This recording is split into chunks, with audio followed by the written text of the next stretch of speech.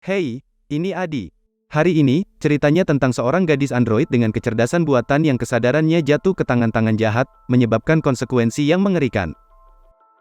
Setelah menonton, Anda dapat berlangganan saluran ini. Ini sangat membantu kami dalam mewujudkan konten-konten selanjutnya. Di dalam tempat tinggal berwarna merah muda yang terletak di tengah gurun, Ria bangkit menuju tanda neon dan dengan penuh semangat menyambut hari. Ia memilih sebuah gaun dan menyiapkan teh pagi lalu meletakkannya di meja samping tempat tidur. Kemudian dengan lembut ia membangunkan seorang pria bernama Jack, yang sedang berbaring di tempat tidur, dan menyapanya kembali. Saat sarapan di meja, Jack terlihat murung dan tidak menyentuh makanannya, membuat Ria menjadi khawatir. Jack meyakinkannya bahwa kehadirannya melunturkan kekhawatirannya. Kemudian, Jack membantu Ria dalam melakukan tugas rumah tangga, sambil sesekali memandang kamera yang terpasang di dalam rumah mereka. Di kamar tidur mereka, sentuhan tidak sengaja saat merapikan tempat tidur membuat Ria mundur dan mengingatkan Jack bahwa keintiman hanya diperbolehkan pada pukul 9 malam.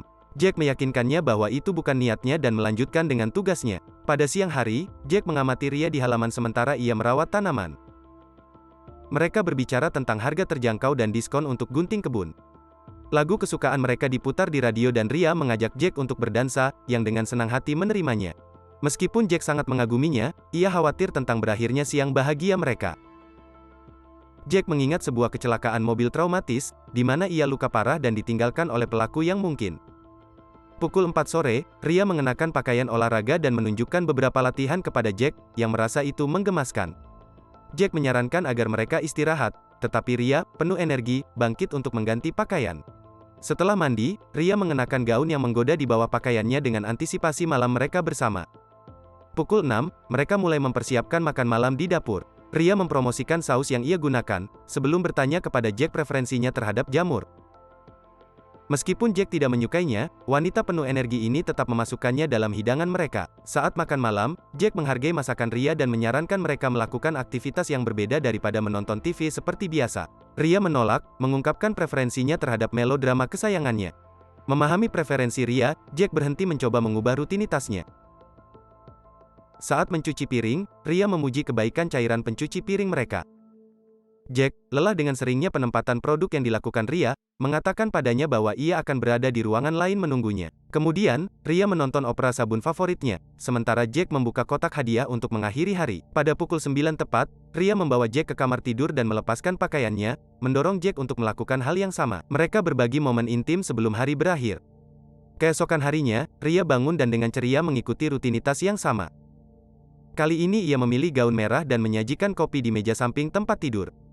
Lalu ia membangunkan Jack yang baru, seorang pria yang berbeda dari kemarin. Saat sarapan, Jack yang baru tersebut mengkritik masakan Ria, tetapi ia mengucapkan terima kasih dengan sopan. Saat merapikan tempat tidur, Jack yang baru membuat tindakan yang tidak diinginkan kepada Ria, yang mengingatkannya bahwa keintiman hanya diperbolehkan pada pukul 9 malam. Tanpa menghiraukan itu, ia mengunci pintu dan memaksakan dirinya pada Ria, yang mencoba untuk menolak. Pada siang hari, Ria tetap tenang dan terus mempromosikan gunting kebunnya di halaman tiruan.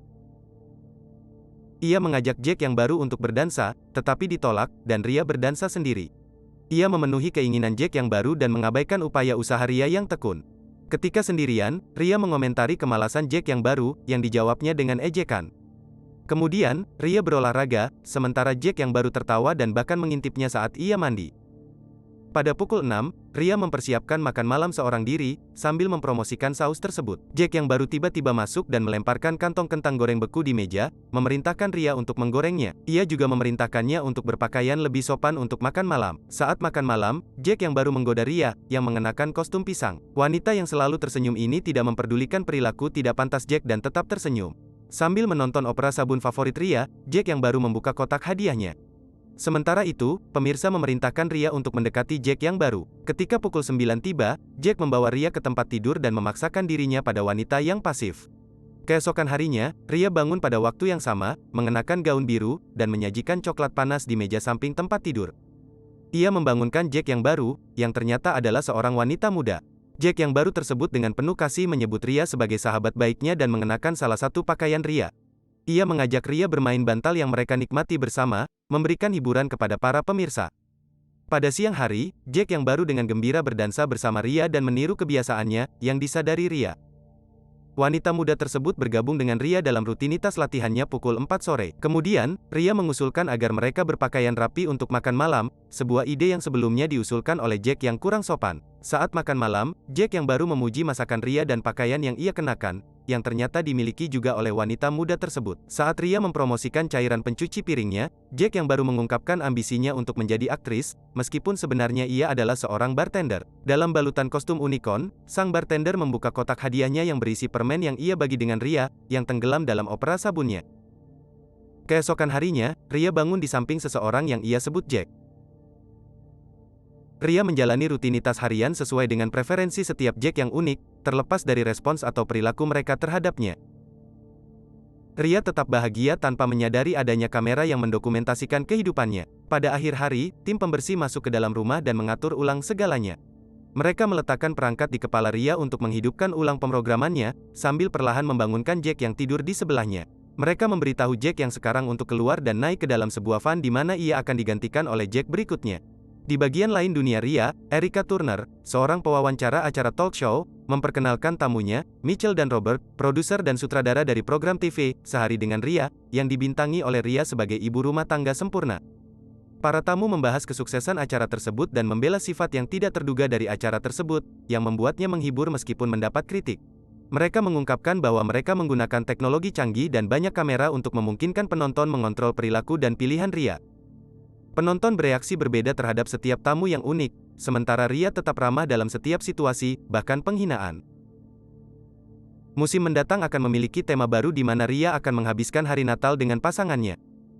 Erica bertanya tentang kontroversi yang mengelilingi aspek yang tidak manusiawi dari acara tersebut, tetapi Robert dan Mitchell menghindari menjawab dan mengakhiri wawancara dengan tiba-tiba. Dalam iklan TV, acara tersebut mendorong pemirsa untuk berpartisipasi melalui aplikasi bernama RIAPP, memberi mereka kekuatan untuk mempengaruhi keputusan Ria sepanjang hari. Awalnya, Mitchell kesal karena kontroversi tersebut dibawa ke atas, tetapi kemudian ia melihatnya sebagai peluang untuk meningkatkan peringkat. Sementara itu, sebuah van mengantar Jack berikutnya ke rumah Merah Muda, dan Jess, sekretaris wakil presiden, menunjukkan padanya email yang diberi tanda sebagai pesan pribadi dari anak laki-laki wakil presiden. Kembali di studio, anggota staf bercanda dengan kelakuan Jack yang sekarang dengan Ria, dan Robert memarahi mereka karena tidak menciptakan cukup drama untuk meningkatkan peringkat. Mitchell mengungkapkan bahwa peserta berikutnya akan menarik perhatian karena ia adalah anak laki-laki wakil presiden, yang membuat tim sangat bersemangat. Jack, anak laki-laki wakil presiden, menyembunyikan perangkat di kakinya dan membawanya masuk ke dalam rumah, tanpa sepengetahuan tim produksi. Wakil presiden dan kepala stafnya sadar akan partisipasi Jack dan berencana untuk mengamati acara tersebut tanpa campur tangan. Keesokan harinya, acara dimulai, dan para pemirsa mulai memilih pakaian Ria. Ketika Ria membangunkan Jack, ia menggunakan perangkatnya untuk mengganggu sistem penyiaran, menyebabkan produksi kehilangan sinyal dan tampak mati bagi pemirsa yang bingung di rumah. Insiden ini menciptakan kekacauan di kalangan staf produksi saat mereka berusaha untuk kembali siar. Untuk mengisi waktu, mereka memutar ulang iklan lama Ria, yang menarik perhatian kantor wakil presiden. John menduga bahwa perusahaan produksi dengan sengaja memotong siaran langsung setelah menemukan identitas sebenarnya Jack. Di dalam rumah Merah Muda, Jack menasihati Ria untuk berhenti memainkan rutinitasnya karena tidak ada yang menonton. Namun, Ria tetap acuh tak acuh dan tetap pada naskahnya. Jack mengaku bahwa ia dibayar untuk mengganggu acara tersebut dan meragukan kesuksesan misinya. Ia menelepon rekruternya untuk melaporkan perilaku Ria, tetapi sang rekruter memerintahkannya untuk percaya pada rencana tersebut. Di ruang produksi, Mitchell meninjau rekaman sebelum sinyal hilang dan menemukan perangkat yang menyebabkan masalah tersebut. Sementara itu, Jack memanipulasi kamera-kamera tersebut dan bosnya mengambil alih beberapa dari mereka. Sang rekruter ikut campur dalam pemrograman acara, menyebabkan Ria bertindak dengan keras. Untuk kejutan Jack, Ria sadar kembali, memukulinya dengan panci, dan mengikatnya pada sebuah kursi. Ia menampilkan lengan robotiknya ketika ia melepaskan sepotong kulit. Saat staf produksi mendapatkan kembali kendali atas beberapa kamera, mereka memutuskan untuk menayangkan situasi penyanderaan secara langsung, berusaha memanfaatkan kontroversi tersebut. Robert ingin menghentikan siaran, tetapi Mitchell bersikeras mereka melanjutkan dan memanggil polisi. Di dalam rumah, Ria menutupi lengannya yang terluka sambil Jack menjelaskan bahwa rekruternya ingin membebaskannya karena cinta.